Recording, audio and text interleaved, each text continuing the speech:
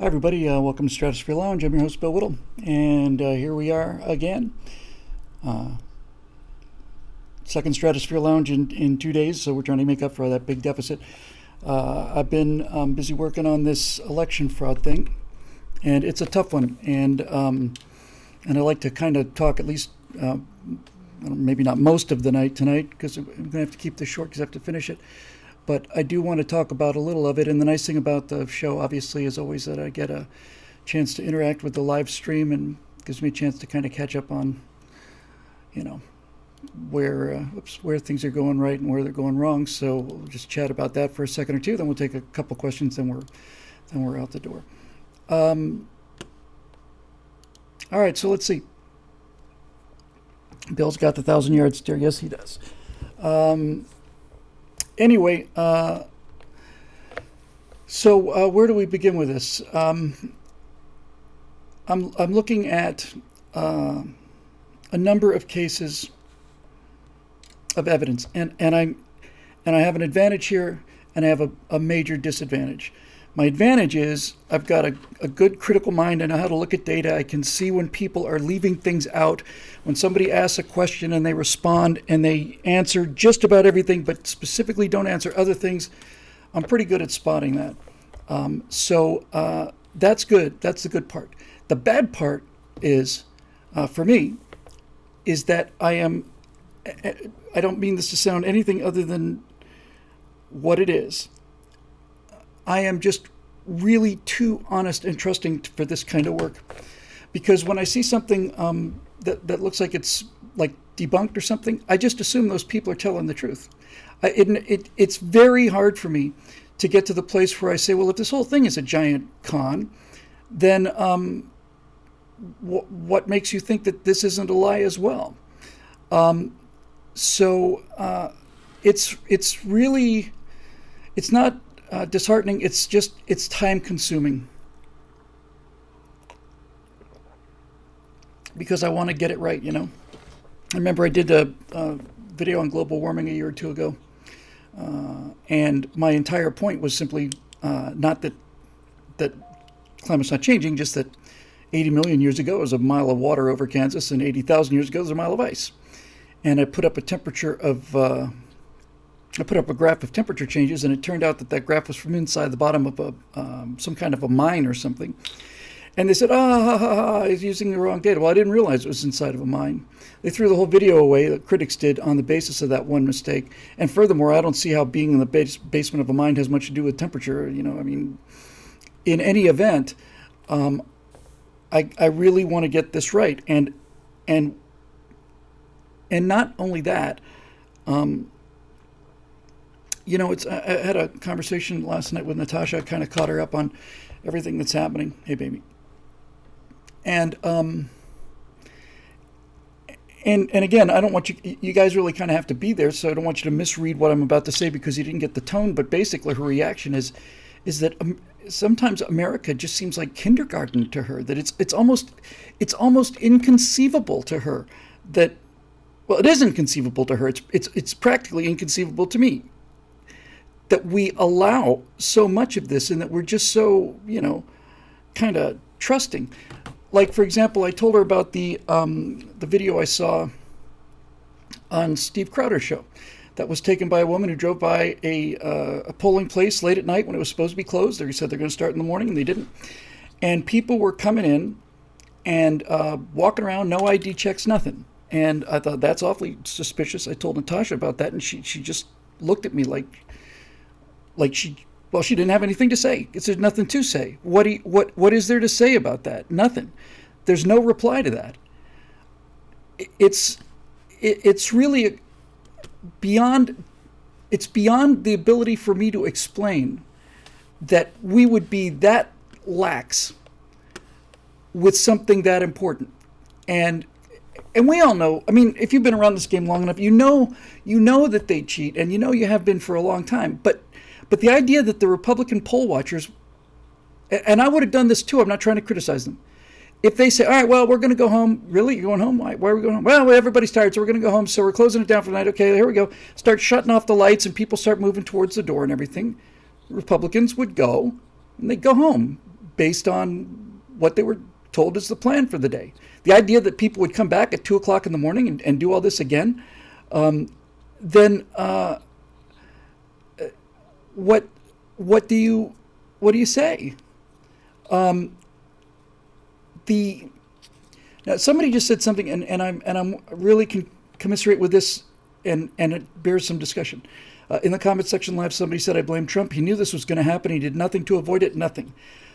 On some level, I completely agree, but I think you can enlarge that on a couple levels. First of all, you kind of need to have the crime in order to have the evidence of the crime. In other words, you can't prosecute somebody on the basis of assumed intent. But that said, we all knew this was there. We all knew it was coming. And then the bigger issue is that it's like, not to argue with you, but it's not Trump's fault. It's our fault. It's our fault.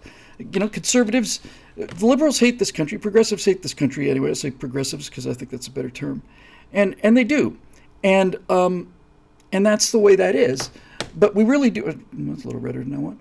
But we really do have to ask ourselves, if we were a bank, and this is Natasha's analogy, and I think it's a great one. If we were a bank,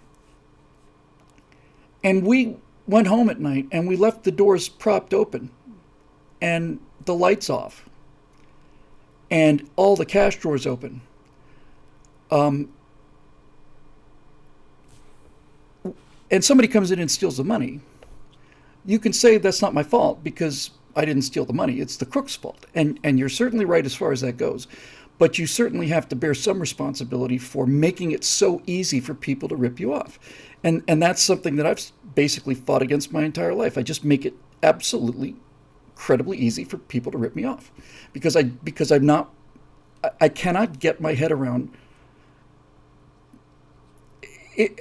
This is not a kind of a charming naivete. It's a character defect, and it's a serious one.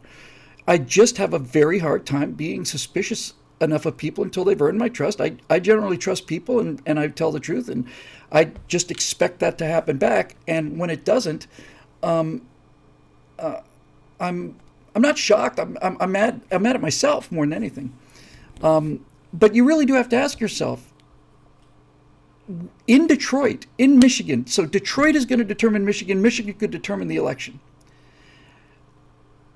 And the poll watchers go home, and then at 2 o'clock in the morning, at least according to the video I saw in Crowder, there are people coming in with bags and carry-on luggage and coolers and everything, and walking right in, no stop, no ID check, nothing. And then the people in that same polling place start putting up whiteboards so nobody can look inside.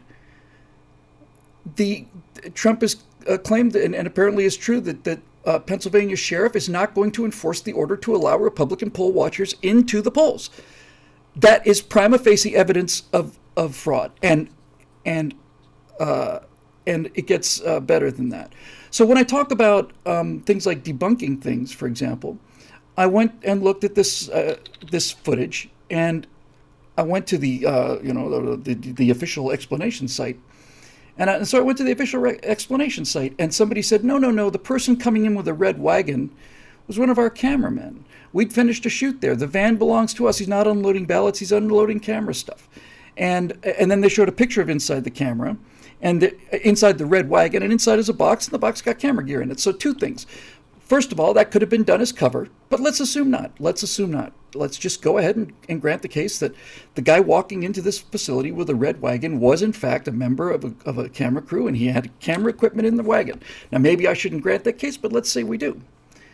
So the entire claim that voter fraud is going on there has been debunked because the guy with the wagon had camera equipment in the box, and here's the photograph, and here's the person who's the producer of the show. See, it's all made up by you lunatic conservatives. And I think to myself, okay, fair enough, that explains the wagon. What explains the rest of it? What explains the scores of people walking in there, every single one of them carrying handbags, sacks, backpacks, carry-on luggage? What explains those people? There was no explanation for that. There was no debunking of that. But if you told somebody, if you went to somebody and said, this funny business going on, they said, no, that's already been debunked. It was a camera gear. This is how it works, right? So in the case of this thing that showed up on Crowder,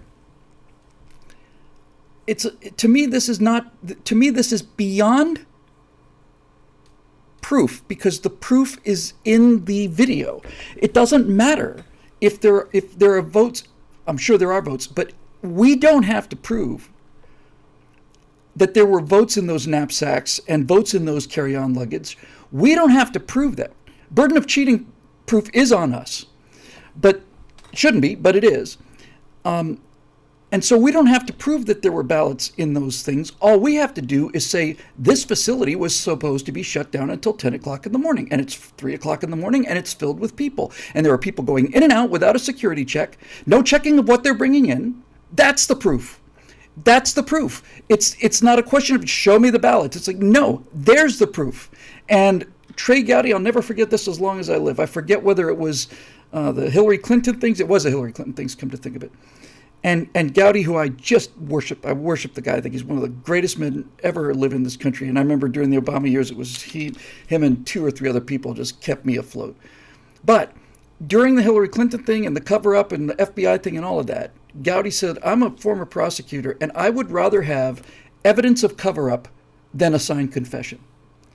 Does that really make sense? And then he elaborated. He said, if you confess to doing something, you can still make the case that you didn't know that what you were doing is wrong. But if you realize that you've been caught and you begin to destroy evidence and cover it up, that's an indication that you're aware of the guilt. I thought, that's brilliant. That's perfect. Yeah, that's what a brilliant prosecutor would say. So, the James O'Keefe video, we got a whistleblower. He blurred out the ID, but it's pretty clear. I've known James for a long time, and I've seen his work for a long time. James O'Keefe does not go public with anything that he's not 100% sure of, because that's the end of Veritas and James O'Keefe. There's just waiting for him to make a mistake like that. So he is a remarkably careful and important guy. So here comes this whistleblower, one patriot out there somewhere in America, coming out and saying, he showed his ID badge that worked for the Postal Service in that branch, and O'Keefe blurs it out. O'Keefe blurs out or distorts his voice, so the guy isn't killed by the diversity-loving progressives and their tolerance for different viewpoints. Another whistleblower just came out. God bless him. God bless him. That's great. Okay, so here's the thing that's the matter. This is how I'm trying to construct this firewall, because it's got to be a logical trap. It can't just be based on, here's a graph, see? And then people say, no, that graph was debunked. No, that was a typo. That was an input error. And by the way, for that little spike where that was an input error. We put 106,000 when it was really 10,600. And I have 2 things to say about that. First of all, it's funny how those input errors never drop the vote, isn't it? If you had done it the other way, if you had seen 1,600 votes for Biden instead of 160,000 votes, when the real answer is 16,000. In other words, if it was an order of magnitude lower rather than an order of magnitude higher, which is the number you submitted, by the way, as a typo, we added a 0. That was our mistake. Okay. Well, if the number had been, instead of, let's say the real number is, for the sake of the argument, is 15,000, and they write down 150,000, and there's that spike on the graph. No, sorry, it's a typo. Okay. People make mistakes. People make typographic errors. I make them all the time. My question, though, is this. If that typo had gone the other way and they'd reported 1,500 votes for Biden, would they have published that? Or would that have been so far out of the norm that they immediately would have said, that can't be right? So how did that happen exactly? And of course, the real issue is, would they have said anything at all if somebody hadn't caught it? And this is the thing where I think we're actually going to be saved on this. I have had 2 experiences, none of which involve me personally. But I have had two experiences that have convinced me of one thing and one thing only, and that is that in the age of the internet, you cannot get away with anything that you've done if there is any kind of evidence at all. You probably could walk out into the middle of the forest in the middle of the night with a hatchet and chop down a tree. As long as there were no cameras there, you might be able to get away with that. But anything having to do with records or anything at all like that, no. So the two things that did this for me, one was very serious and one was very, very, very superficial. The serious one was watching this group of people assemble to destroy the 2004 hoax letter from Dan Rather in 60 Minutes, saying that George Bush was AWOL. And guys are saying, well, no, the typewriters didn't do kerning and stuff in 1968. If you wrote 168th Texas Air National Guard, it'd be 168th, not little t, because that's something that Windows autocorrects to. And then they start to, well, there was a typewriter that he could have done. Yeah, it's an $8,000 typewriter in 1968, used exclusively for high-end graphic houses. They could have done it. But how do you explain that presence in the Quonset hut in the Texas Air National Guard? He could have switched the balls. Okay, let's just say that's true. Let's just say that you've got a guy who's writing a quick letter, whose cover is CYA, cover your ass, and he's just putting down some notes. This is what Rather said he did. And in the middle of writing down this figurative thing, which could bring down the President of the United States, even back then he was the son of a powerful man. In the middle of all of this, in a memo to himself, he gets to 168. Wait a minute, I don't want to just like 16th. It's going to look bad. I'm going to pull this electric ball out, and I'll put a little electric ball in. And I go, TH, there we go, that's good. And I'll switch it back out again. It defies. It's an insult, is what it is, to make an argument like that. And even better, my favorite moment of that whole thing by far was when somebody said, well, you could do it on a regular IBM Selectric, and somebody else said, no, you can't. You cannot do that on an IBM Selectric. Well, how do you know? It's because I was the chief engineer for IBM. I designed the IBM Selectric. I thought, internet's amazing. And people in the comments section have guessed the second one. Shia LaBeouf, trying to outsmart the internet, especially 4chan, put a flag out in a field and put a live cam on it that says he will not divide us. And he put it in a flag in the middle of the field, in the middle of nowhere, and put a little live cam on there. And having been shut down twice or three times by iChan, finding where this thing is and going to prank it, then he left it out in the middle of a field. And I'm looking at this, and I'm thinking, there's no way that anybody could find out where that flag is. It's a flag in the middle of a field. It's impossible to determine. Impossible.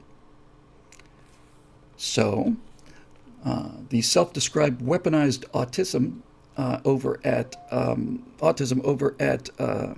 4chan gets to work. And then they start doing things that are so obvious. And I know I'm kind of dancing around a little bit, but it's leading to another point. These guys over at 4chan start breaking the thing down, and their first assumptions are so obvious that I'm ashamed of myself. Ashamed of myself. The first one is, okay, it's a live feed. Yes. What time is it getting dark? It's getting dark live now. Where is it dark now? It's dark on the East Coast. Okay. Now we've cut out 3/4 of the country. Probably could have timed the sunset or the light on the sunset and gotten even finer than that, because the time zone is pretty wide, but nevertheless. Okay, so what else is in the frame? Nothing. It's just a couple trees, a flag, and a blue sky. Okay, well, here comes some jet contrails. All right, well, that has to be a real jet, and it's flying somewhere. How do you match that? There's thousands and thousands of jets in the air at any given time. But weaponized autism strikes again, and they said, if it is this location at this angle, then at 2:22 p.m. Tomorrow, expect to see two contrails from United 496 and Delta 18, and sure enough, there they were. And then they got it down to within a 20-mile radius, and then all they did was, because they put a live feed of the audio too, was they just drove around that area with a truck beeping horns, meep, every now and then, meep, meep. And the guys watching back on the live feed would tell them when they're getting warmer and when they're getting hotter, getting warmer, getting colder, getting warmer, warmer. There it is. Did it in less than, I know they did in less than 48 hours. They might have done it in less than 24. 4chan should be on all of this. 4chan is I have seen them do things that boggled the mind. They found after that he put a poster on a wall in a house.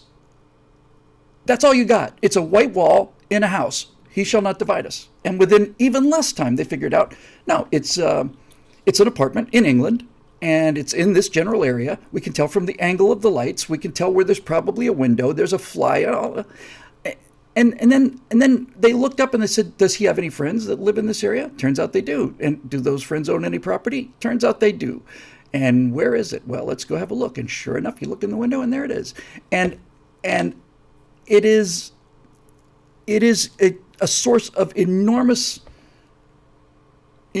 confidence and relief for me to know that kind of analysis is out there. And by the way, that kind of analysis does not come from bright individuals, because bright individuals are not nearly smart enough to do this. It doesn't come from bright individuals, and it doesn't come from committees. It doesn't even come from the FBI or the CIA.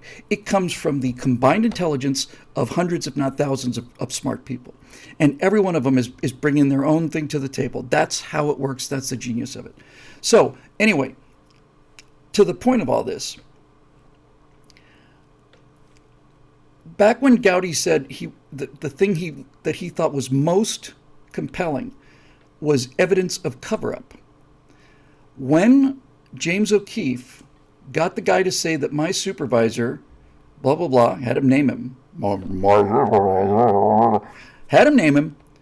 and then O'Keefe got a picture of this guy from Facebook, put it up on the screen, so it's not just a name, there's an actual face, it's a person. O'Keefe is a genius. And then he called him. Hello, is this Dave Johnson? Yes. Hi, my name's James O'Keefe. I'm a reporter for Project Veritas. And listen, we've come into some information that you've been at the post office. You've been telling people to set certain late coming votes aside and have them set aside so they can be postmarked for tomorrow morning. Click. And then he says he hung up on me. That is also evidence. That's not ironclad evidence the way some of the other things are, but that's evidence. And it's evidence of a cover-up. Hanging up the phone when you're confronted with that kind of thing is precisely exactly what somebody would do under two situations. Number one, they'd have to be surprised by it, and number two, they'd have to be relatively low ranking. Because if this had been a top guy, he either would have had an excuse ready or he would have done some kind of tap dance. But when you're dealing with a low-level guy, and he realizes that the scam is out in the open, he hangs up. And the reason he hangs up is he has to get instructions. He has to get instructions. He doesn't know what to say. He's not the mastermind behind this. He's just in on it. So I was talking with Natasha again about this last night and this morning. And so the question I asked myself is, it was this morning before I left for work. We're standing there in the kitchen. We're getting breakfast, and I said, I'm trying to figure out something, and I talked to her about this thing, and I said, so let's just assume it was me. Let's assume I get a call from somebody, and somebody says, "Hi, I'm such and such with the Huffington Post, Mr. Whittle, and we have evidence that you've been stealing money from the members and putting it into a Swiss bank account, and that you've got a sizable amount of money hidden away over there, and we were wondering if we could get a comment on you on that." My response to that would not be to hang up the phone. It would be the opposite of what I would do. My response to a call like that would be, first of all, that's not true. Secondly, I would like to know what you base this evidence upon, because it's not true. And thirdly, I would like very much to know what leads you to this conclusion, since the evidence cannot be true because it's not true. What on earth led you to this conclusion? And I appreciate you contacting me about it before you slander me and libel me, but nevertheless, what evidence was presented to you in order to allow you to reach this conclusion? And that's what I would have said. And I think that's what anybody would have said if they were innocent, and this guy wasn't. He wasn't innocent. So these kind of things are proof. Now, some of these elections are very, very close. And when you get into things like calling Arizona early, it's not just calling Arizona early. If you if you, I don't remember if it was, I've been looking at a lot of people. I don't usually watch other guys' work because I don't want it to influence me, but listen to Crowder and been watching a bit of Levin and so on and so forth. And if you're standing in line in Arizona and it's getting to be 6 o'clock Mountain Time or Pacific Time even, and you hear that Florida hasn't been called. It's been 2.5, 3 hours since the results have been in. Florida hasn't been called, and Texas is still in play. I don't know how many people that's going to have turn around, but there is a number that will turn around. And when they hear that their candidate is down by 12 points or 17 points, that will also turn people away. And I know this to be true because something like 3 or 4 weeks ago at the Stratosphere Lounge, I did a Stratosphere Lounge about what do we do if we lose. And I did that because I looked at the latest poll numbers. It was right after Trump's disastrous first debate performance. And I thought there's no way that they can be this wrong. Well, they were that wrong. But it has an effect on everybody. It has an effect on me. So now what I'm wrestling with is when I see people saying, well, that's been debunked or that's not true, I am tempted to believe them and not want to run with the evidence. But then again, I confront myself and say, okay, what have they not denied? And there's something else here. So I don't remember if it was Michigan or Wisconsin, but let's just say it was Michigan. You know, I may be wrong about this, and when I don't know the answer, I try to clarify that I don't. But certainly, there were two graphs, and they were both showing this trending arc of Trump up here with the red line and Biden with the blue line. And these lines are pretty much virtually parallel. They're measuring time and they're measuring total number of votes count. And it's pretty parallel. There's little tiny little niches and so on like this. And then right in the middle of the night, there's a vertical jump, right, on both of them. And that vertical jump was explained away by saying, no, that was where we input 160,000. We meant to put in 116,000, but it was just our mistake. So that explains that. That's been debunked. Okay. So you're telling me that a guy made a typographical error that is one order of magnitude in Michigan at the exact hour that a completely different guy in Wisconsin made the exact same typographical error by the same amount? Is that what you're asking me to believe? These are the kind of arguments that I'm looking for, right? These are the kind of arguments that I'm looking for. You can't you can't get out of those arguments. They're airtight, and then on you go. We're seeing now that that Fox News, they're talking about Fox is trying to call Pennsylvania for Biden. No. So here's actually, I don't know if anybody can put this or email it to me at info@billwhittle.com. But this is the kind of argument I'm looking for. This video on Crowder's website was shot by a Republican poll watcher who had the courage and the brains and the common sense to go by late at night and make sure the place was shut down. So in order for this to be an airtight case, this is what I need. And I'm not asking you to do my research for me, but it would save me time if you could. I'm looking at this as a prosecutor now. So in order for me to prove the case, here's what I would need.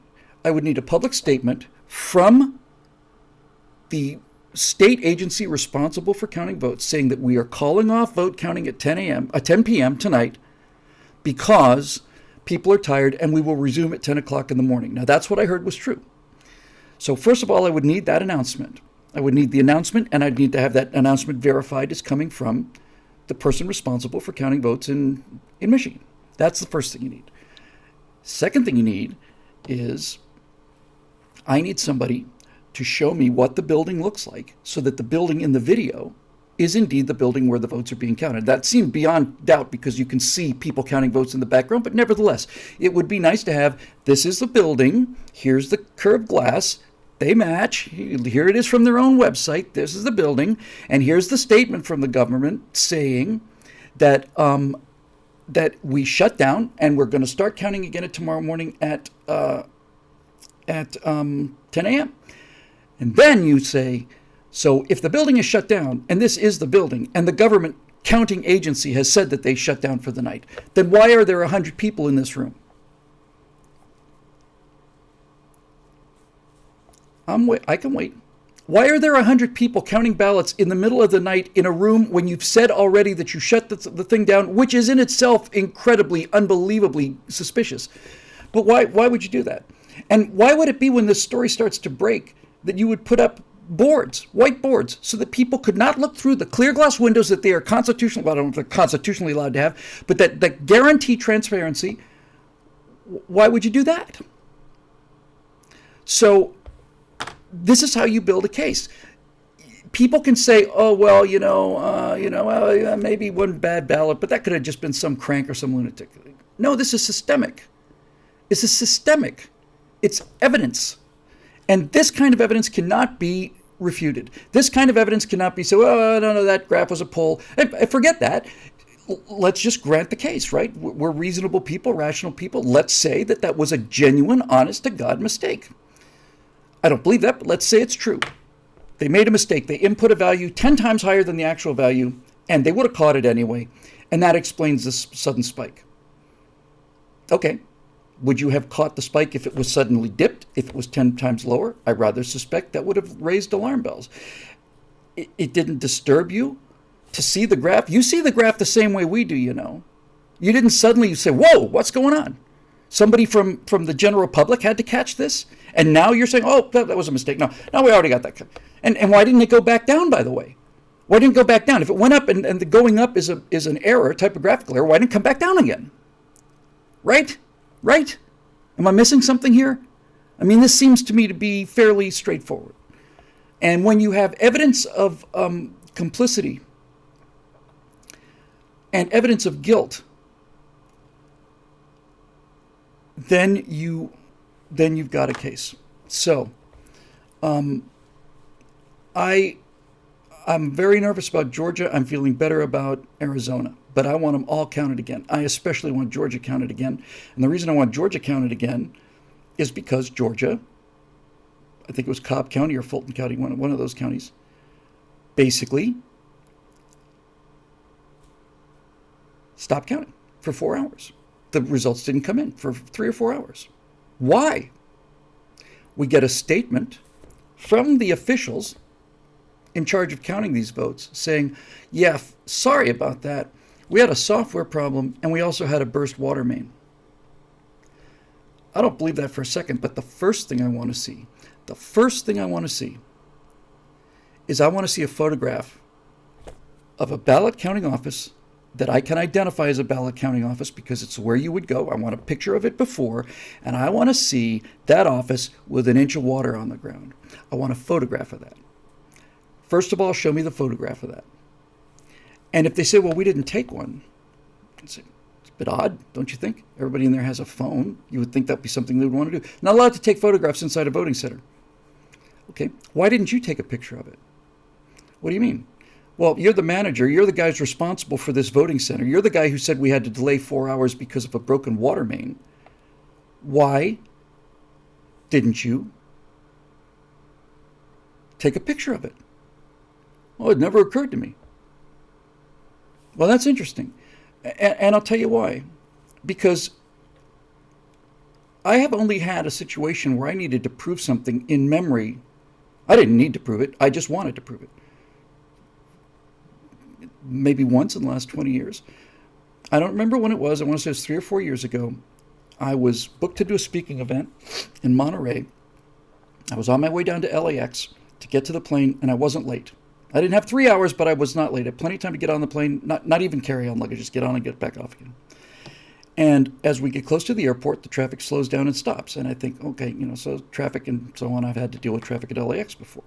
But as we look up ahead, we see signs that say LAX closed until further notice.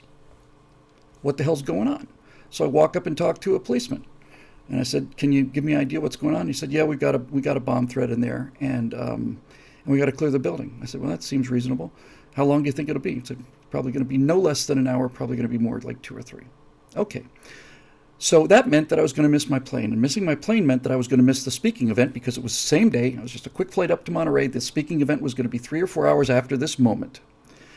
So this is the only time in my life that I have not been able to get to a speaking event and had to basically, it's not a question of canceling. It was a no-show. It's the only time I've ever been a no-show. I think I might have had to cancel on short notice, like a week's notice, once or twice, but no more than that. And I've never, ever had a no-show. So what's the first thing I did? What would you do if you had to make a call to somebody and you had a sense of integrity and you were going to call somebody and say, hey, LAX is closed.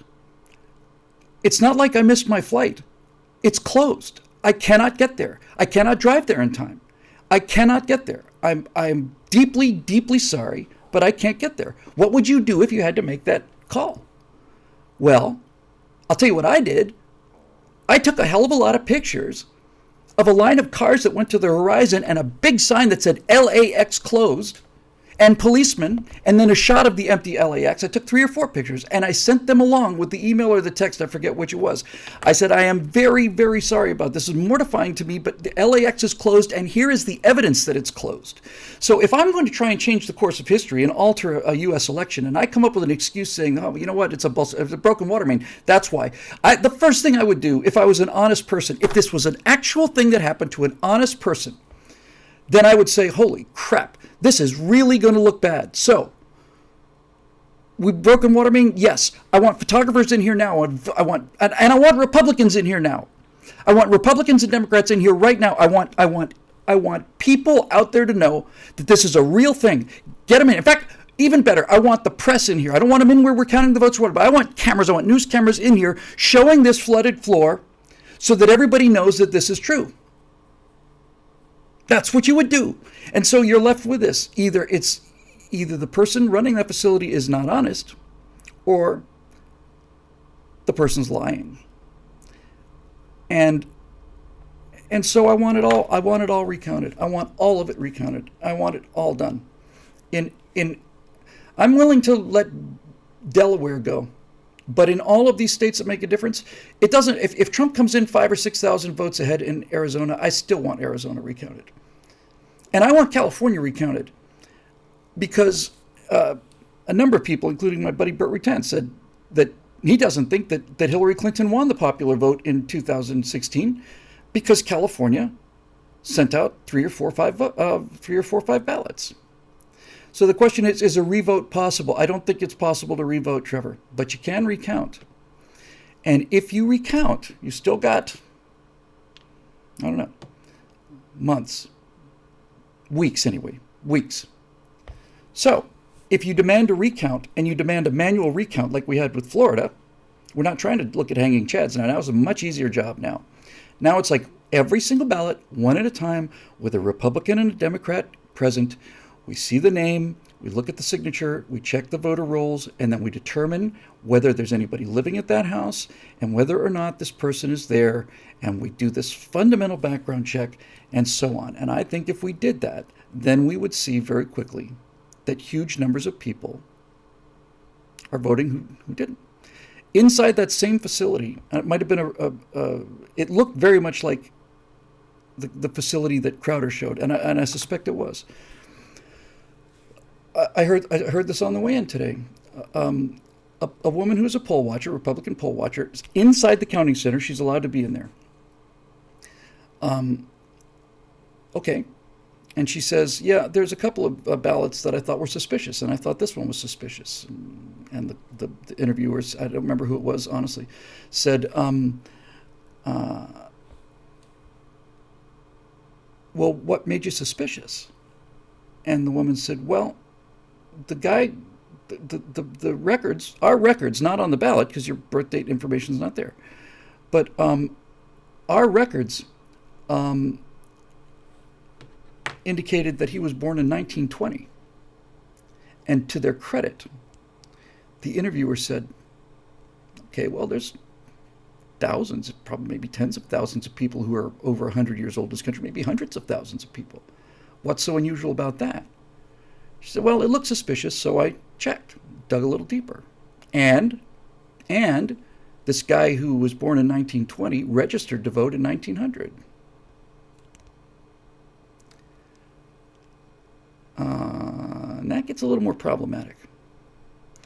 So This is why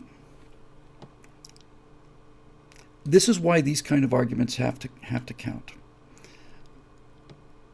because that happened on camera inside the voting center. That vote, I'm not 100% sure about this. Now is the time for accuracy, folks, and precision both. So I'm not 100% sure about this, but I am virtually positive that they said that that person's vote had been set aside and then was put into the Biden column. Now, let's see. Yeah. So, and of course, you can turn this around very easily, and I turn a lot of comments that I saw recently in the comments section live here. Let's say that Biden was winning the election by a significant margin in Michigan, and the Republican Secretary of State said, "We're going to stop counting the vote now." What? Yeah, we're just going to. Everybody's tired. We'll get to it first thing in the morning, 10 o'clock, and they sent everybody home. And then somebody from then a Democrat comes by at this facility that we said was closed, and they look inside and they see all these people wearing MAGA hats, counting votes. I'd probably just say, no, there's probably a rational explanation for it. No way that Republicans would cheat or Donald Trump would cheat. So what do you need to do? There is a clean way out of this, which is, I don't know what the odds are anymore because the vote counts are coming in. But there's a clean way out of this, and then there's a dirty way out of this. And when I say dirty, I don't mean immoral or illegal. I just mean messy and bloody. The clean way out of this is that Trump wins Arizona, maintains his win in Georgia, and then wins Pennsylvania because despite their best efforts, he went into Pennsylvania, closed the polls with a 15-point lead. That's got to be virtually impossible to fake. At least virtually impossible to fake under the slightest scrutiny. If you just call it a number, okay.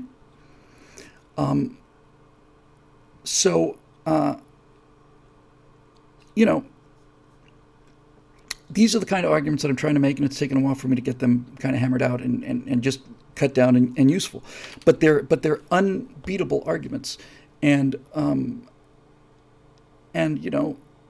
this is what we need to do. So the clean way out of this is Trump holds his lead in Georgia, wins Arizona by 5,000 votes or whatever he seems to be on track to win Arizona by.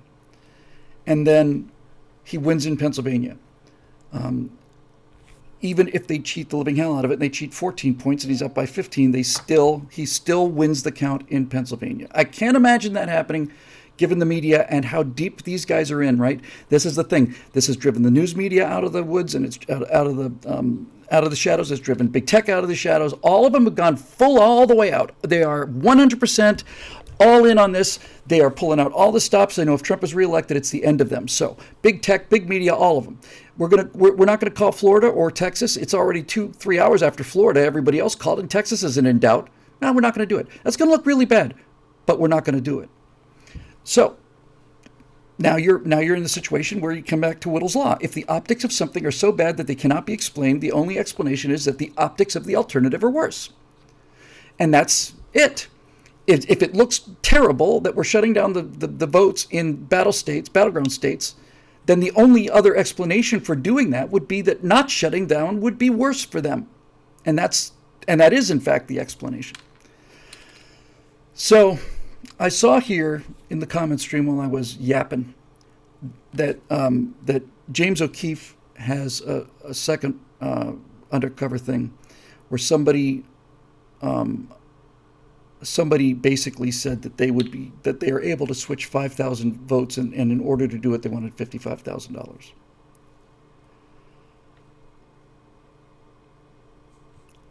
There's good news and bad news in this.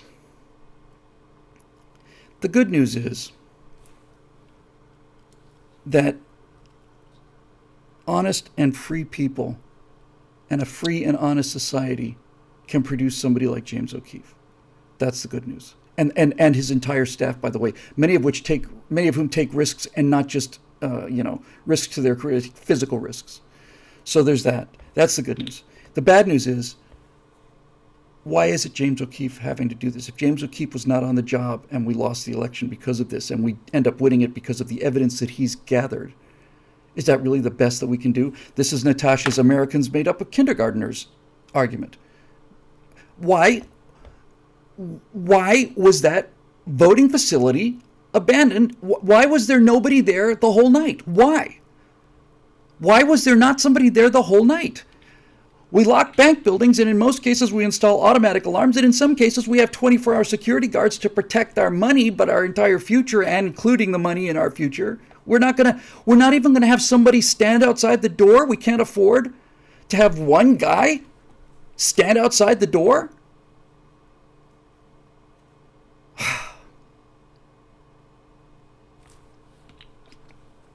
So, the clean way to do it is if he wins Arizona and holds on to his lead in Georgia and he is able to outperform the fraud in Pennsylvania, then he has legitimately won the presidency and he can do it without going through the courts. That would be the best outcome. And if it doesn't happen, if he either loses Georgia or doesn't win in Arizona, either one of those plus or minus the fact that Georgia, Pennsylvania is also stolen, then you go to Plan B. And Plan B is a total recount of every single vote cast in any contested state. You don't need to recount Alabama, and you don't need to recount Delaware. And you don't have to recount Florida either. As people have pointed out, a number of people yesterday, the day before, and in the comment section, Florida was the example of exactly how to do this right. Big state, big population. I want to say third largest electoral votes, tied with New York. 25, I want to say. And they got the results in a timely fashion, got them all in, no problems. No burst water mains, no tired staff, nothing. Just got them in. And I'm sure, I have no doubt that is a result of reforms that were made after the debacle in 2000. So the best outcome, I haven't finished yet, Roy. The best outcome is this. If Trump wins this legitimately, when I say legitimately, I think he won it legitimately anyway. I'll rephrase that. If Trump wins this without having to go to court over it, if he can do it with an electoral total, including all of the cheating, all of it, and he can still do it, this is the best possible outcome. Because then it didn't go to the courts. Courts didn't decide. And then the next thing that happens, the next day, is you launch a massive federal investigation into systemic voter fraud across the entire country. And I would be willing, I would dangle immunity in front of every single person I catch until I cannot catch anybody higher.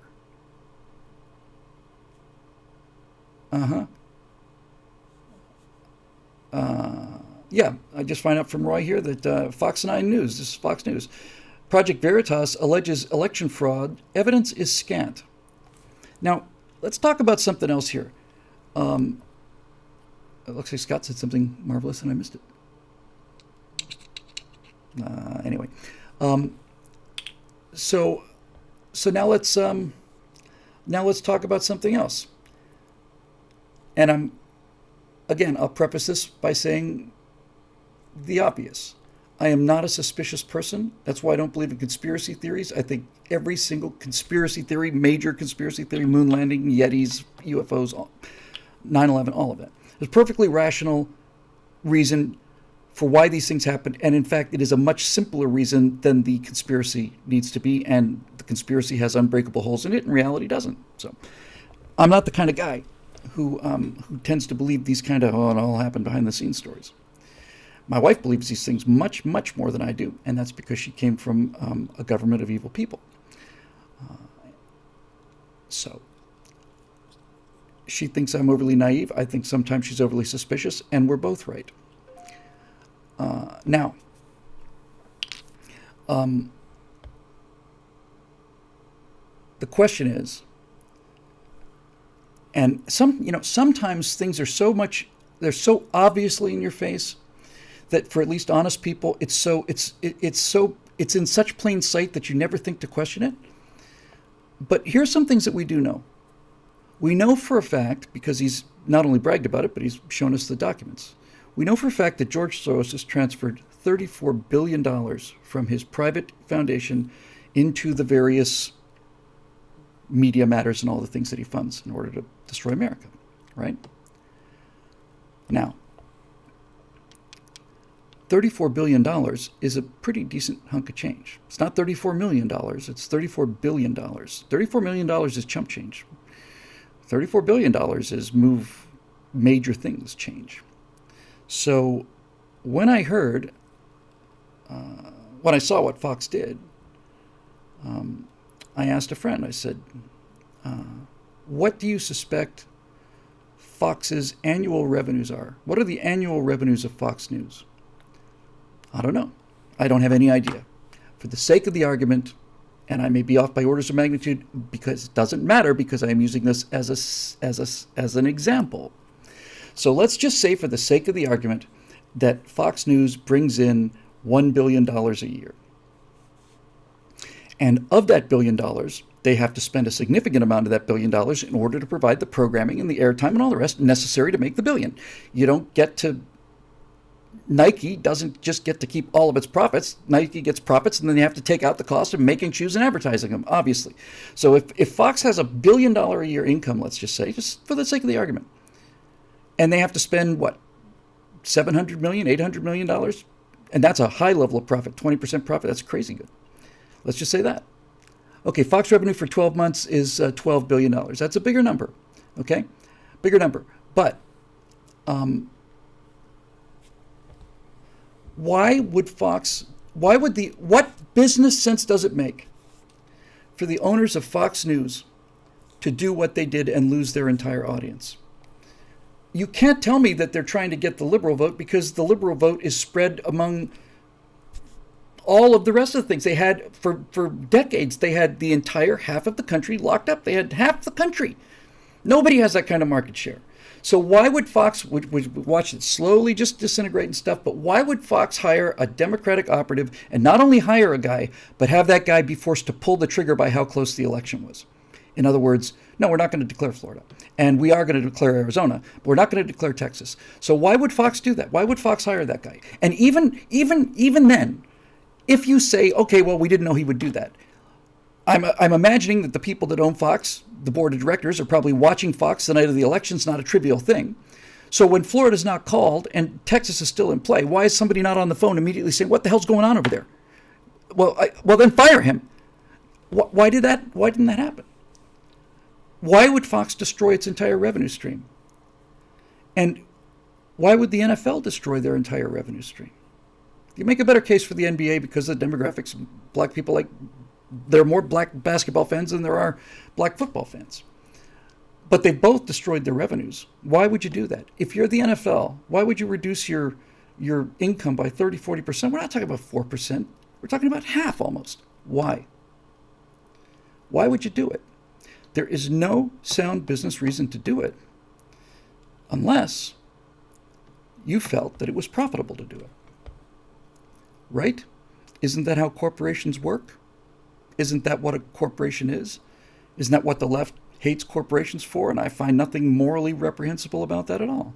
It's a corporation is a group of people who gather together in order to generate a profit from whatever they happen to be involved with. So,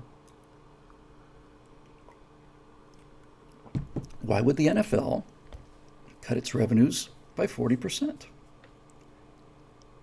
Why would Fox News destroy what's left of its audience? Fox News and the NFL are not public broadcasting. They're not charities. They're not political organizations. They are businesses. So why would they do it? And the only answer I can come up with is, if it is in fact a business, then the reason they did it is because they're making more money doing this than not doing it. And I, for the life of me, cannot think of another reason. You can say that the NFL managers and the ESPN managers and all of those other guys and so on, well, they're all big liberals now and they're doing this for the virtue signaling. And that's exactly what I thought until this whole election happened. And then as I thought about it more and more and more, I said to myself, hold on now.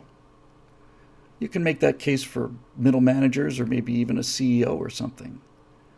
But all of the owners, I don't know how the NFL is structured. So Fox, all of the shareholders, somebody's not saying our revenues are being cut. I can tell you something whose revenues are being cut And I'm seeing evidence that the people with the money are trying to do something about it, and that's Star Wars. Star Wars went down the woke path, and they have an agenda to teach people how to be good little robots and celebrate diversity and eliminate toxic masculinity and all the rest. So they made these 3 movies. And the movies not only tanked, but they destroyed Star Wars. They destroyed the most popular franchise. I'm not going to get into this again. I've talked about it 100 times. But once that happened, Disney starts saying things like, we're thinking of maybe just like saying that whole trilogy didn't happen. What? Yeah, we're actually thinking maybe we'll just kind of say it was an alternate timeline and we'll go back to Luke being a hopeful guy and so on. And the same thing with Star Trek Discovery. They're keeping their fig leaf on, but nobody's watching it. It's tanking. So what is CBS doing? They're going back to a series on board the USS Enterprise with White Captain Pike, Vulcan Mr. Spock, and the smoking hot number 1. Why are they doing that? They're doing that because they are trying to get back to the money that they lost. They're not doing this for ideological reasons. Yes, Star Trek did do Lower Decks. That stuff has been in production. And look, network executives don't know anything except revenue. All right? And neither do Disney executives. And you can't expect them to. If somebody says it's going to be a big hit and they go for it, and plus on top of that you get all the social justice stuff, great. Okay, fantastic. So you do it. But once you do it and it tanks, you pull it. And when you do something that craters the franchise to the degree that the franchise is dead, like the final Star Wars trilogy or Discovery or so on, then you start going to extraordinary lengths. And the extraordinary lengths in the case of Star Wars consist of the company saying, we may just pretend like those things didn't happen. Yeah, we may just write them out of canon because they understand how their fans work. It's canon. It's official. Yeah, we might put out something that's also canon that said that's an alternate timeline and never really happened. Really? We can have our Star Wars back? Yeah, no problem. And we'll have Luke be a hero and not be a murderer and stuff. Okay? All right, great. That is a money person overruling an ideology person in order to protect their investment. That's what that is. And when CBS, of course, somebody said, you're losing money when you're losing it, or is there a delay? There's an enormous delay. And I'll come to that in a second. And CBS, having watched their audience and the entire Star Trek brand not only just lose money, but essentially just disappear. Nah, I don't want anything. I don't want any more Star Trek. I don't even want original Star Trek. No, you completely destroyed it for me with your spore drives and you're done. So what do they do? Well, in that case also, you can see the money people scrambling, and they're not particularly inventive about it. So they're basically saying, okay, well, what did we have? Well, we had a multi-billion-dollar franchise called Star Trek. What happened? Well, we did these shows that were socially advanced and on a higher moral plane, and we tried to change society for the better, but people didn't like them. They not only just didn't like them, nothing is selling anymore. Yeah, well, the fans took it a little hard because we basically told them to F off.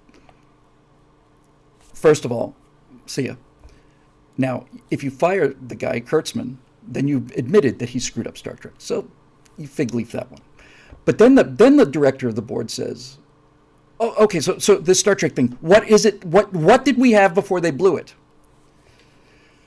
Oh, we had a story about a captain, and Captain Kirk and Mr. Spock, and a spaceship was called the Enterprise. And the guy says, so isn't that what Discovery's about? No. It's about this black chick who was a half sister of Spock, and she's immortal and invincible, and the ship is called Discovery, and it doesn't use a warp drive; it uses a spore drive, which is powered by a person's nervous system. All right, you're all fired. Number one, and number two, what was it they liked in the beginning again? Well, they liked the ship called the Enterprise, and they liked the yellow uniforms and the black pants, and they seemed to like the white male commander. God only knows why. Strong white male commander. They seemed to like that. And they liked the look of the show and the look of the bridge and everything. Go back and do that. Go do that. And that's exactly what they're doing.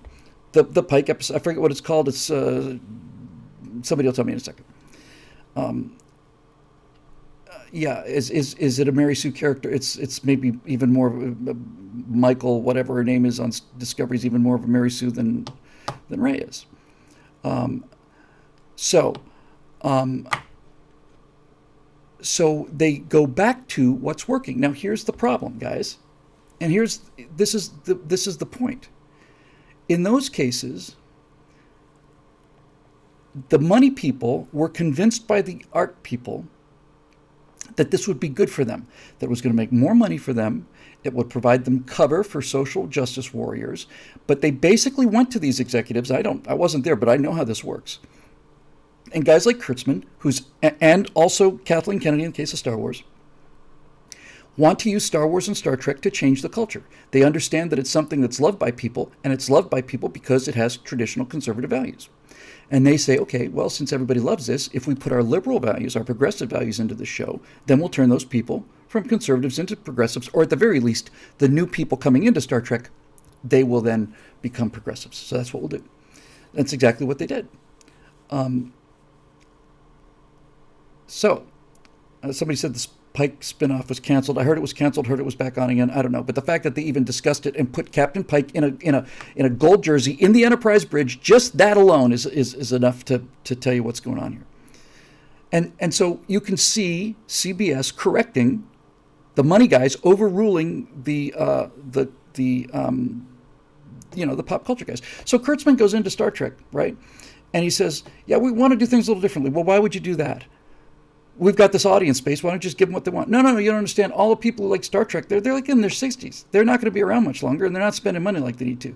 We need to change Star Trek so that it becomes more popular among young people. Now, business guy in the suit, because I've been with both of these people. I know what they're both like. I know them real well. I've been in a bunch of these kind of pitch meetings. Now, business guy says, okay, I like the sound of that. You're saying you could remake Star Trek to extend the life of this money-making factory, right? You can bring in new fans. Yeah, but we have to make some changes. What kind of changes? Well, the kind of changes that would really, benefit you, the social justice changes, and hire more black people and all the rest of it. Now, business guy is thinking, oh, not only is this going to make me more money and for longer, it's also going to immunize me against any of these boycotts or all the rest of it. Okay, let's do it. So they start Discovery, and it tanks, and fans are grumbling, and the executive says, our viewers are down by 40% or 50%. Well, it takes a while to build an audience, sir. I mean, the original Star Trek show was on the air for 3 years. No, that's true.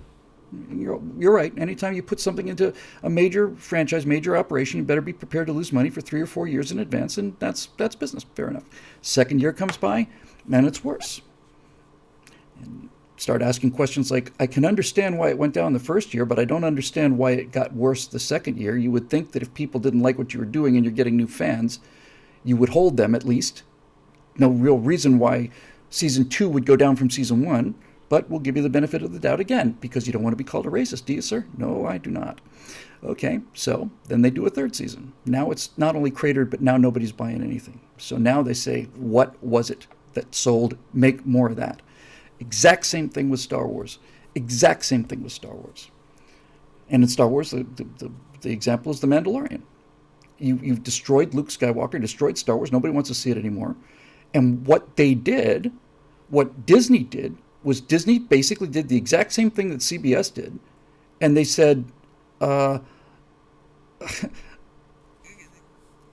who knows how to fix this? Is there anybody who knows how to make what it used to be, what it was when it was making all their money? Is there anybody out there who knows how to do that? Well, this guy Jon Favreau did a bunch of, just whatever it takes, you hire Jon Favreau and you get him out there to make whatever it was that these nerdy dudes liked in the first place. I don't know what it is and I don't care. Make whatever was making us money before, go make more of that. Okay. And so Jon Favreau comes along, and Jon Favreau loves Star Wars and he understands it. And so he makes Mandalorian, and even in the tailwind of The Last Jedi and Rise of Skywalker, you could see the fans starting to come around. Well, Mandalorian really does feel kind of like it. Okay, so look, why did I go to all this trouble with the election thing? I went to this trouble when I'm talking about fraud in the elections to say that any business that makes a terrible mistake usually does its best to correct the mistake. If they've got real guts and real leadership, they'll do what Tylenol did. People are poisoning our pills. What now? Yeah, people are poisoning Tylenol pills. Jesus Christ. Really? Yeah. Just us? Just us. Take them all off the shelves. Yeah, well, that's going to cut a lot. Take them all off the shelves. All right, now what do we have to do to make sure that this doesn't happen again? Well, we could put a tamper-proof seal on it. Do it. So we're going to be without revenues for 4 months. Just do it. And by the way, call the press. What do you call? Because I'm going to talk to the entire freaking world and tell them that somebody else is poisoning Tylenol. Don't buy my product for a while, until we can get this thing sorted out. And that is the textbook example of how to handle this kind of a catastrophe. That's what you do. But Coca-Cola changed their brand, which was the dumbest PR move ever. Coca-Cola was told the same thing that Star Trek was told and Star Wars were told. They were told that young people are not drinking Coca-Cola, they're drinking Pepsi. Better make this more like Pepsi if you want to have a future. Well, we're going to have a future. So they destroyed the greatest brand in the world, and now they're not selling anything. Kids don't like Pepsi. They don't like new Coke because it doesn't taste as much like Pepsi. And all the real Coke drinkers you had 90% of the market or something, they're gone. Get them back. But they didn't have the guts that Tylenol had, because if they had the guts that Tylenol had, what they would have said is they would have said, folks, we have made a terrible mistake. We have made a terrible, terrible mistake. We really thought that people would like this better, and we were wrong. We didn't. And that's on us. So we're bringing Coca-Cola back right away. The old Coca-Cola that you remember, it's coming back as fast as we can get it, and sorry we misread you. That's what Guts would do, but it's not what they did. They doubled down on New Coke, and they rode New Coke for a while, for a year or something, and then they found out people were ordering Coca-Cola from Mexico and from Argentina, and then they came out with Coke Classic. Remember Coke Classic, which was Coca-Cola? And they ran that for 10 years, and now it's just Coke again. There is no more New Coke, and there's no more Coke Classic. They just put a little fig leaf over it, and that's what's going on with things like, another season of Discovery. But my point is this. Fox News destroyed their revenue stream, and so did the NFL. They destroyed it. Why would they do that? And why would they keep doing that? What business explanation is there for these corporations to do that? I saw Gillette cut its own throat, if you'll pardon the expression, for a razor company, and then they did everything in their power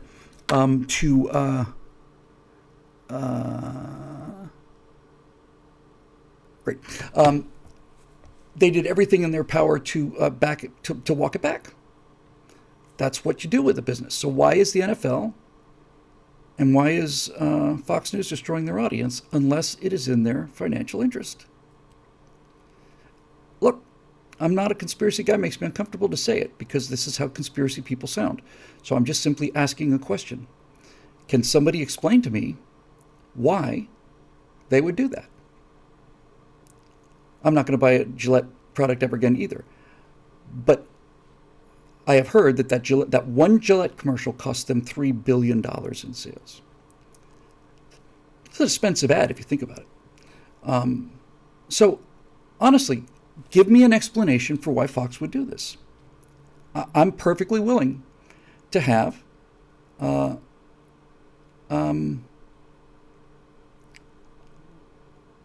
I'm perfectly willing to have a reasonable explanation.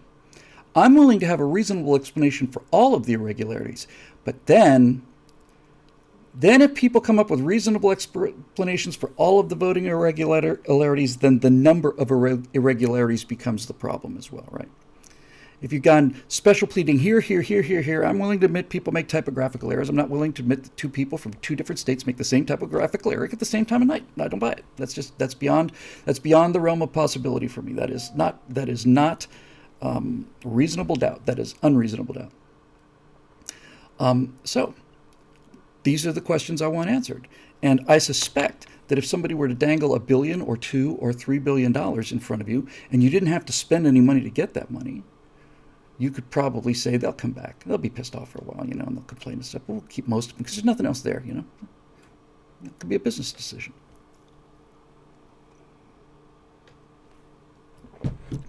If I'm a businessman, forget calling the election. Although that is certainly the biggest example of what I'm talking about, but just pretend it didn't happen. Why would Fox continue to move to the left all the time? Why would they do that? The left is occupied by MSNBC, CBS, CNN, all of them. And not only can Fox not work their way into that crowd, why would they go from half of the country to presumably 5, 10, 20% of the other side of the market, lose the half that they had, and furthermore, once they got to the left, would be utterly discredited. There's no progressives going to watch Fox News if Fox News goes completely communist, like it has. So how do you explain this? Murdoch's lefty sons are running the show. Okay. Well, there are shareholders, are there not? right? Somebody said, is there more money on the left than on the right? There's more property value and there's more amassed wealth among conservatives if you take American households into effect. But if you're talking about having a loose billion or two or 10 hanging here someplace like, oh, look what I found under the couch. It's $10 billion. I was wondering where I put that. I'm just going to leave it here on the table. And I'm just going to run out to the drugstore for a second. And I'll be back. So, yes, John Galt says they're embarrassed at their cocktail parties. Yes, that's true. They're leftists and they want to do woke things. Got it. And so they do the woke things. But there comes a point when the money loss overturns the wokeness. And I've just given you 4 or 5 examples of it. And so now I want to know why they're doing it. So, anyway, that's it. So I have to get this firewall right, and I also can't hold it long enough so that it just becomes irrelevant. And I don't know if this door may have already closed. It'll probably be closed by the time this airs on YouTube. I have not heard of the blue, gold, yellow CCP strategy. If somebody could send that to me at info@billwhittle.com, I'd be grateful. Okay, so when this thing is seen by most people in the next several days on YouTube, or even starting at 8 o'clock at night, the door may have already closed. Arizona, well, it's going to be closed within a few days, if not a few hours, right? We'll know whether he held on to his lead in Georgia. We'll know whether or not he managed to overcome the deficit and win in Arizona without going to the court. So that's the good way, because then there is no defense. Then you can say, we counted the votes. Looks like Joe won in Michigan. Maybe there was no voter fraud there at all. And it looks like Joe won in Wisconsin, too. Maybe there's no voter fraud there at all. But we won Pennsylvania and Arizona. So anyway, see what I'm saying? That would be the uncontestable win. He won Pennsylvania and he won Arizona. He kept Georgia. That's enough. But if the Arizona numbers are not big enough, then I want an investigation into this voter fraud thing. Arizona is saying, well, you can mark it with a Sharpie. Well, the ballot says don't. And when people said to the poll workers, it says use a ballpoint pen, I'm using a pen, they said, no, use a Sharpie. Okay. Arizona says that Sharpie votes are counted just as fine by the machine as ballpoint pen votes. Fantastic. Run them again. And we'll watch you this time. Run them again. And if it turns out that Sharpie votes go through just as easily as ballpoint pen votes, then there's nothing to that charge. So run them again. But we're going to watch this time. So I think Trump has a good case in Arizona. I think Trump has a good case in Georgia, if for no other reason than we have to stop counting for 4 hours because the water main broke. That's suspicious to me. If I'm a lawyer, I can make something out of that. I'm not a lawyer, but I play one on the internet. So I've got a legal case in Arizona. I've got a legal case in Florida. I've got evidence, video evidence in Michigan. I have tons and tons and tons of anecdotal evidence in Pennsylvania. I think Wisconsin is gone, and I suspect that Nevada is too, although I'm not as sure about Nevada. And that's okay. But it's as we record this, the best case scenario is still open, and the best case scenario is that Trump wins without going to the court. And then you launch the biggest federal investigation in history ever. Now, if that scenario doesn't play out, because all 3 things have to happen, you have to win Pennsylvania, Georgia, and Arizona, if you leave Michigan out of it. If that doesn't play out, if he loses Georgia, or if he doesn't get enough in Arizona, or they fake him out in Pennsylvania or whatever, then you go to the next best case scenario. And that is you go and you challenge all of these things and you do a recount. And I cannot imagine that Donald Trump would allow, or attorneys for the Republican Party would allow the recount to be as unsupervised as the count was. And ultimately I think that's probably what allowed us to get into this trouble in the first place. The liberals thought they could get away with it because they have to cover the press, and conservatives were willing to allow them to get away with it because we thought we'd win even if they cheated. Everybody said, no, Trump's got to win bigger than the margin of fraud. We knew there was fraud built into it from the beginning. Well, it turns out he didn't win bigger than the margin of fraud. And we made a gigantic, enormous, catastrophic mistake using that ridiculous, insane, let's blow up the Challenger in the Columbia reasoning. Didn't bite us before, probably won't bite us this time. Well, it did. It bit us this time. So now we have to find out. And then we go and start looking for signs of voter fraud. And I don't know how this works.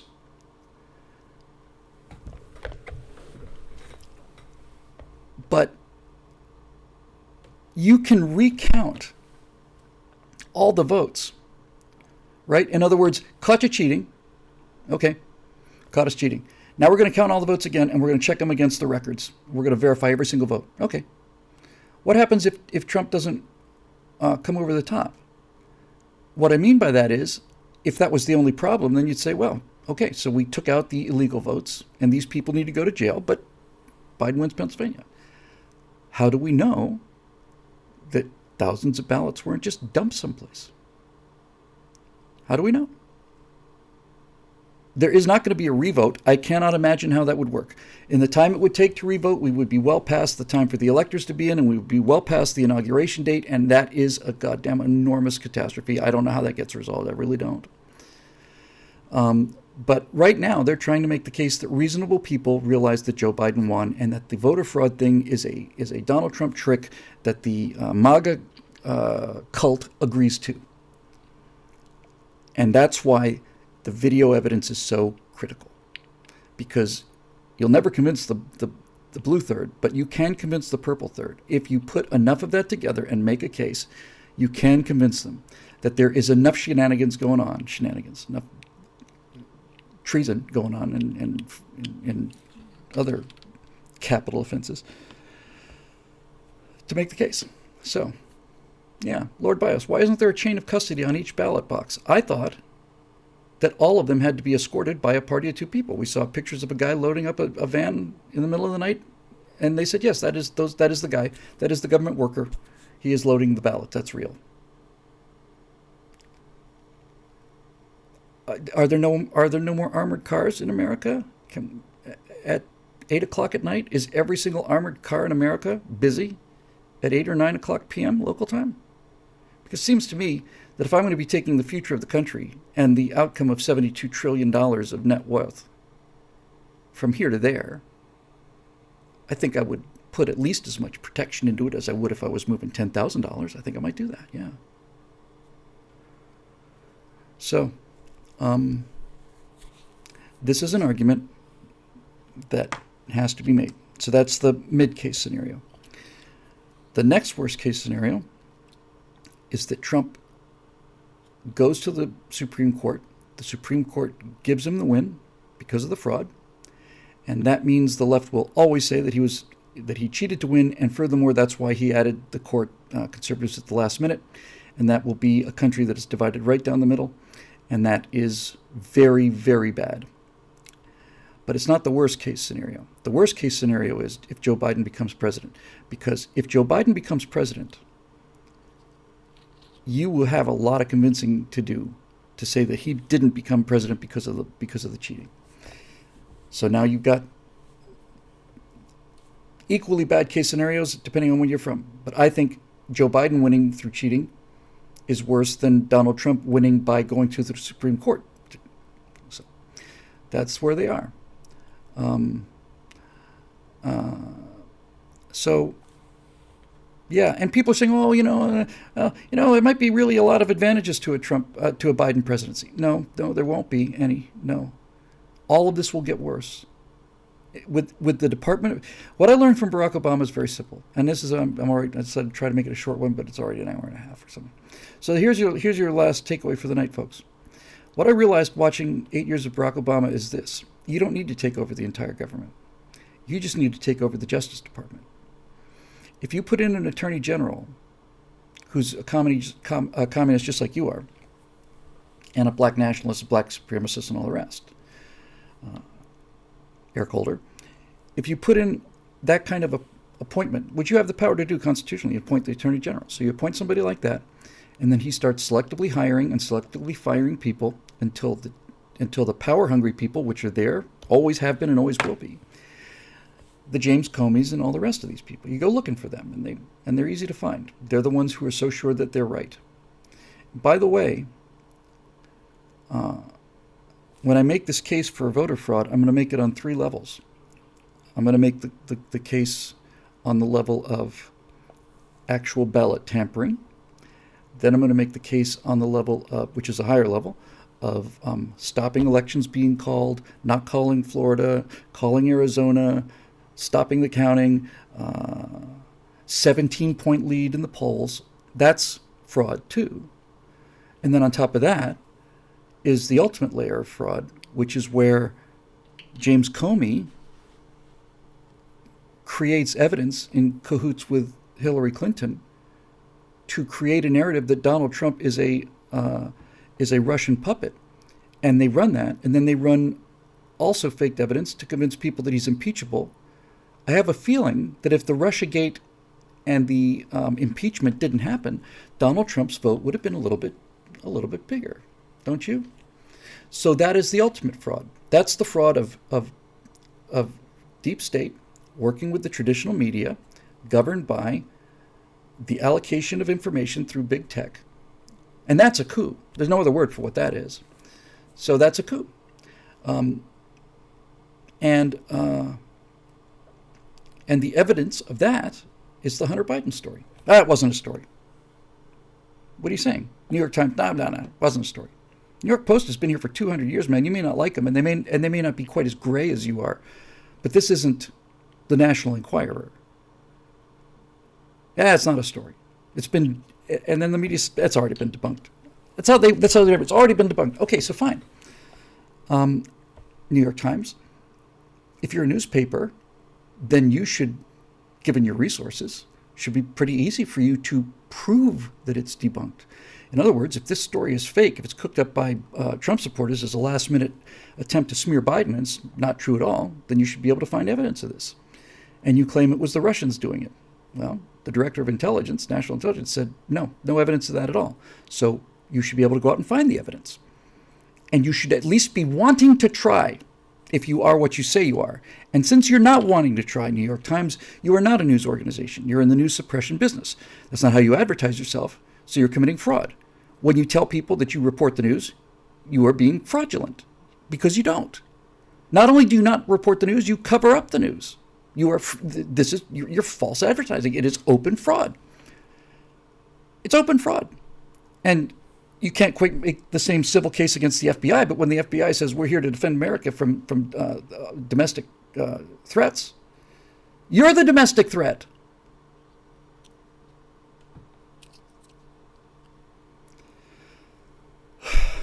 I just saw that there's massive pro-Trump rallies and protests in Phoenix tonight.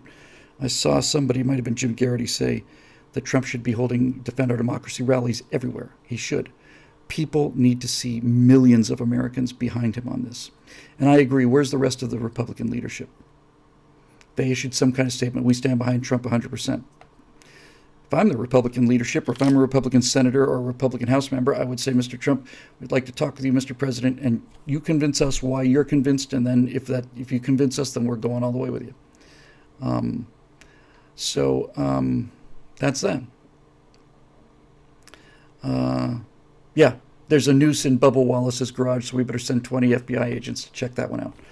We'll send 100 people to check into Sarah Palin's garbage, but we're not going to check one person to see why Barack Obama's Social Security numbers don't match. So,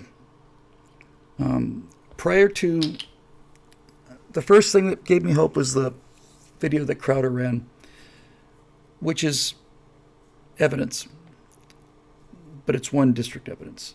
O'Keefe, on the other hand, has got a much more compelling case, and this is the final thing.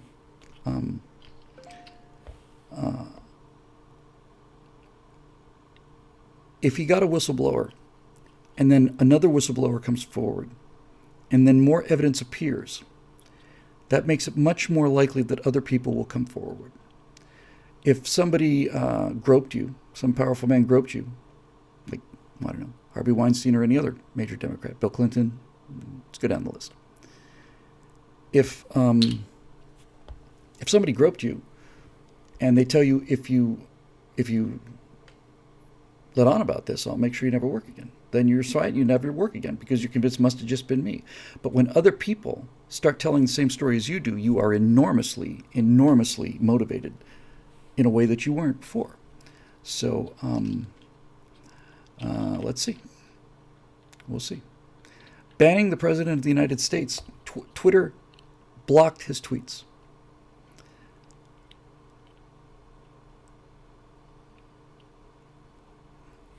Well, according to our terms of service, we can do whatever we want to. Yeah. Seems to me, though, that since I'm starting with the assumption, good faith assumption, that when I tweet something to somebody, it's going to go out to the people that follow me. It seems to me that if you're saying that you have the right to block that at your discretion, seems to me that should be the very first line of your terms of agreement. And it's not, is it?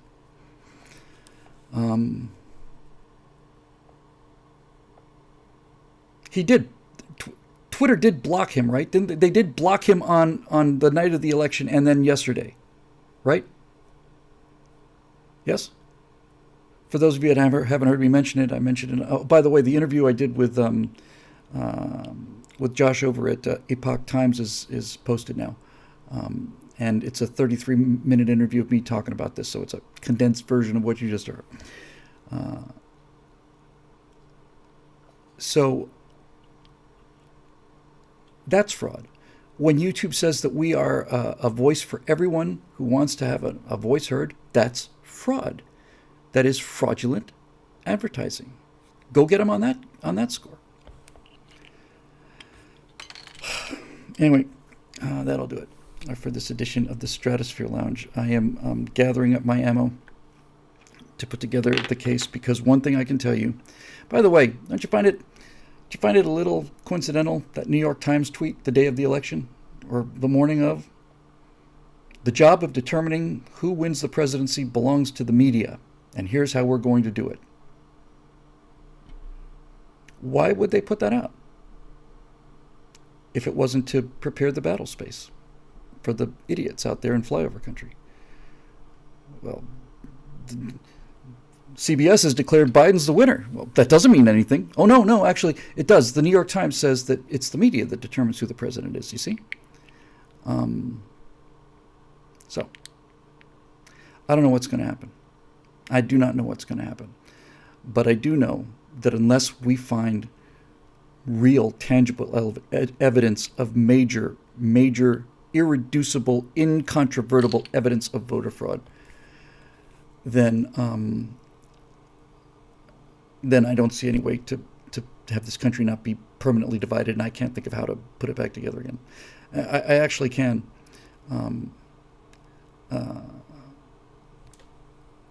And everybody talks about civil war. Civil war is not the analogy. No one's going to shoot anybody in this country. There may be. I'm not saying Antifa won't lose their mind or something, but there's not going to be a civil war in this country. You're not going to see people shooting their neighbors. No. But I'll tell you what is a good analogy for what's going to happen to this country, and what I think probably needs to happen with this country may in fact be good for this country. And that's a divorce.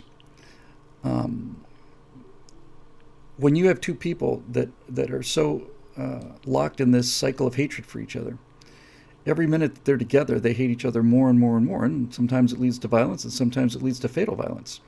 What you find out about people who get divorced is, once you take them out of that pressure cooker of having to deal with each other every single day, if you can separate them, you find that they get a chance to cool down and take a breath.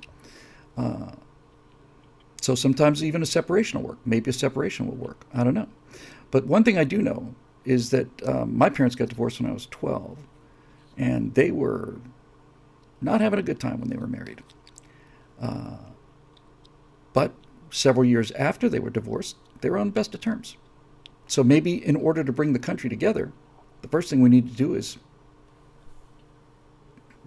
split it apart. Okay? You don't have anything to do with my life. I don't have anything to do with your life. Calm down. And then And then as things cool down, you realize, you know what, I kind of miss them. I kind of miss this, I miss that, I miss this, that was good. And you start to think about the things you liked about them in the first place. I don't know how that divorce would work. That's a topic for another Stratosphere Lounge, followed by another Firewall. But it seems to me that the way it would happen is the way it's happening right now, and that is that the two value systems become so pervasive that people of a different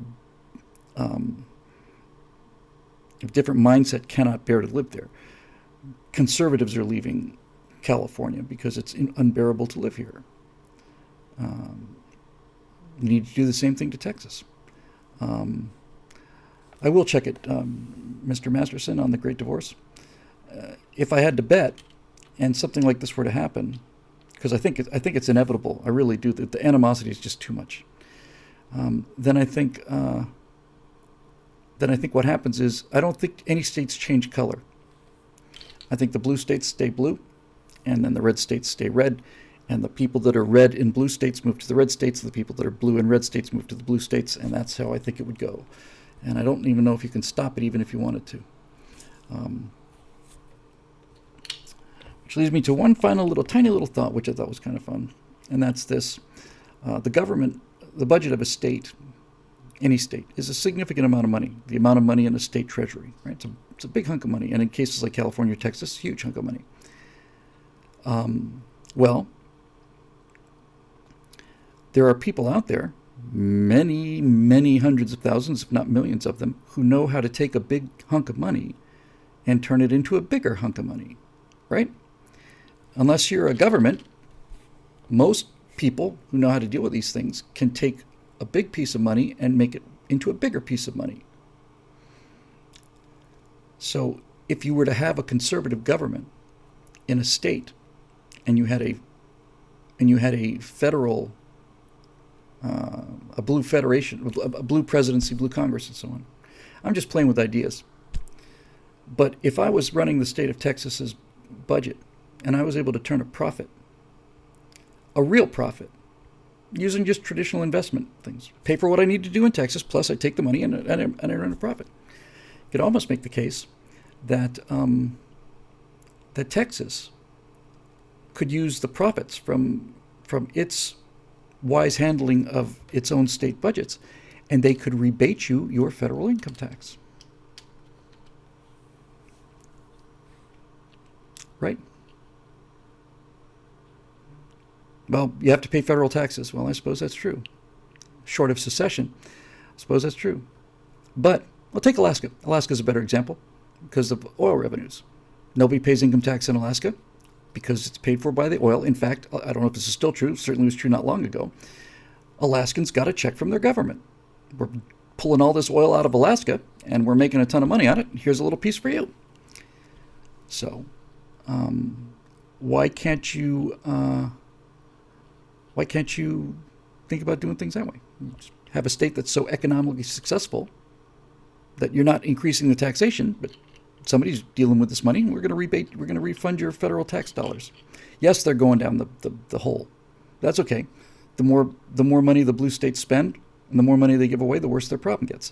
The big problem is how do you stop people from moving into the red states? And it's an entirely different issue. I'll leave it for next time. But the great flaw in this theory, and I've only thought of one way to solve it, and it's not a great solution, is how do you stop the people moving from blue to red? Because nobody moves from red to blue. And if your philosophy is blue philosophy, that is a philosophy of burn down buildings and rioting in the streets and not being able to say what you want to say and the thought police and all the rest. So liberals make California unlivable, and then they go to Texas and vote like Californians and try to make Texas unlivable. How do you stop that? I mean, legally. I can tell you that if I were to move to Texas and somebody said to me, well, you're coming from California, so you don't get to vote again. Ever. I'd say, fair enough. That's reasonable to me. If I moved to a conservative state and somebody were to say, Bill, we know your background, good guy and everything, but We've got to enforce this law. If you're coming from California or Oregon or something, you don't get to vote ever, or 20 years or something. Fair enough. Yeah, okay. That's reasonable. I'm not going to whine about it. If I didn't like it, I could stay back here in hellhole Blueville. But I want to live in Redville. So yes, I agree. Now, I don't know how you do that legally, but I would do that. I'd be more than happy to do that. I'd be more than happy to say, I understand. We know you're conservative and everything, Bill. No. A rule's a rule. So there you go. That's what I would do. And I am able to say this because I have a hole card. I have an ace up my sleeve. And my ace up my sleeve is that I am already an honorary citizen of Texas, so I get to vote anyway. You'd have to have a new federal constitution for that, wouldn't you? Question. Homework assignment for the Stratosphere Lounge Brain Trust. Could a state, I don't see any way that's possible, I'm virtually already positive that I know the answer, but could a state enforce its own borders from other states? I don't imagine that's possible, illegal under any circumstances, but it would bear looking into. And could a state make a constitutional amendment to its own state law that would say, no, you can't come in here unless we decide that you could? That probably also wouldn't pass. But as somebody points out, no, you can't do it legally, but you can certainly do it illegally. If I'm the governor of New York and I have a health official who's never been elected and I say nobody from New Jersey can come into New York, then guess what? Nobody from New Jersey is coming into New York. So it can be done. It just can't be done legally. So, yeah. Anyway, nice thing about a divorce is that both parties want it, right? People say the blue states would never let the red states go. On the contrary, they would be delighted to see us depart. And the reason I like this idea, if you could find a way to stop the infestation of people leaving, the reason I love the idea is because then you would know. This is a blue state. This is a red state. You have the protesters. As I said in that election day video, it's a pithy little line. You can have the protesters, we'll take the police. You can have the late night comedians, and we'll take the Marines. You can have the Hollywood celebrities, we'll take the engineers. Exactly. Schwawick says the blue states would let the red states go until they ran out of food and water. Yes.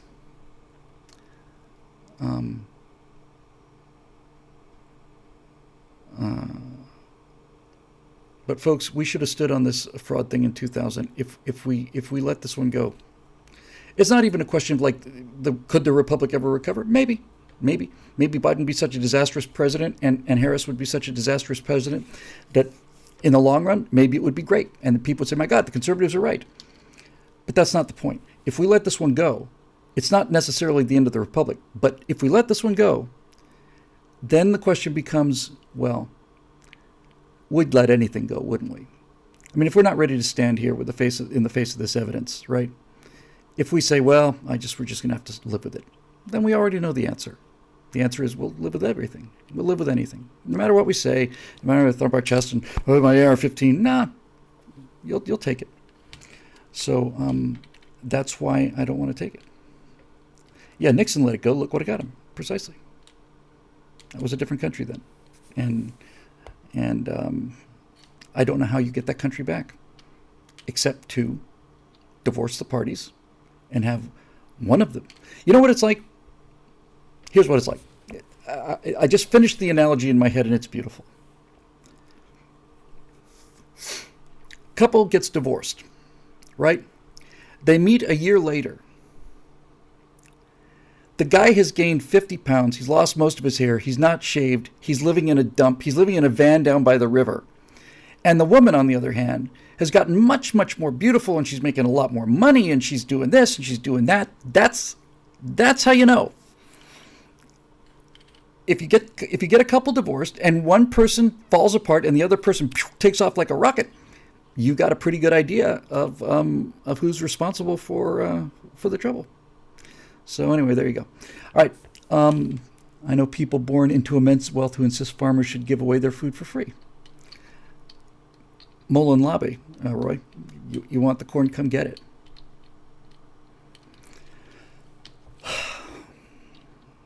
Anyway. All right, that'll do it. So thanks for watching. Oh, by the way, I've been meaning to say this all night. I wish I'd said it earlier. After my little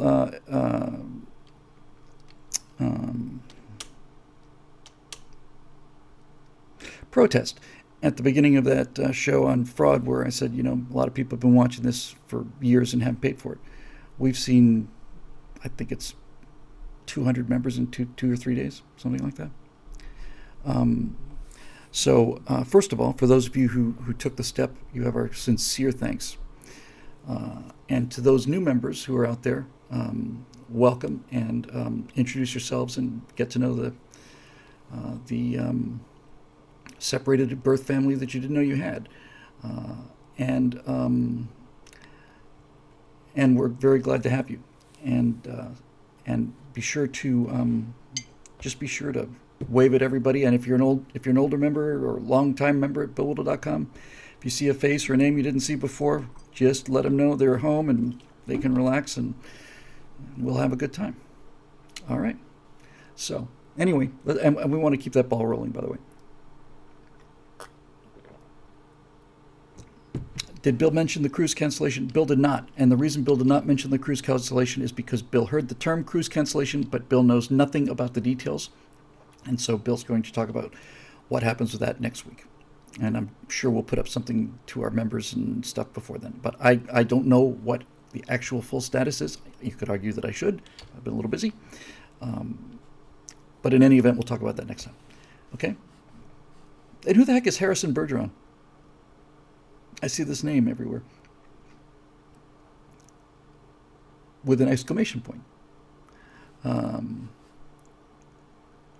don't know. I'll find out. Yeah. So we're going. I just don't know when we're going. Okay, we're going. We're gonna have a blast. All right, gang. Thanks for joining us. It's been a pleasure as always. I think I might have read it actually. It rings a bell. I'll look it up. I've read everything that's been written, by the way, ever written. I'll read it again because I've read pretty much everything that's ever been written. Yes, I know what it is. Okay, thanks for joining us. Welcome, new members. Thank you very much for joining us, and you made a huge difference just today. Today's been the best day we've ever had, with a number of people signing up and stuff, and people hitting the donation buttons. Been tremendous, really, really exciting. And now we need to step up and continue to put out more and better content because we have more and better resources. So that's the deal. And I'm planning on living up to it. So thank you very much for joining us. Welcome, new members, and to our old buddies who've been with us forever. Thanks for keeping the lights on and keeping this thing going. And now we're going to get wider reach. And if it turns out that they're able to steal this thing, we're going to need a strategy more than ever. So we'll see. All right. Good seeing you. Glad to be here. Glad to be back. And real glad to be among people of this caliber. As I would rather do a podcast for you people than for the best people in the world. That's what our producer said when PJTV, when he was leaving. He said, "I just want you guys to know I would rather work with you than with the best crew in the world." It was an all-time classic. All right, guys, we'll see you next time. Honey, I'm coming home.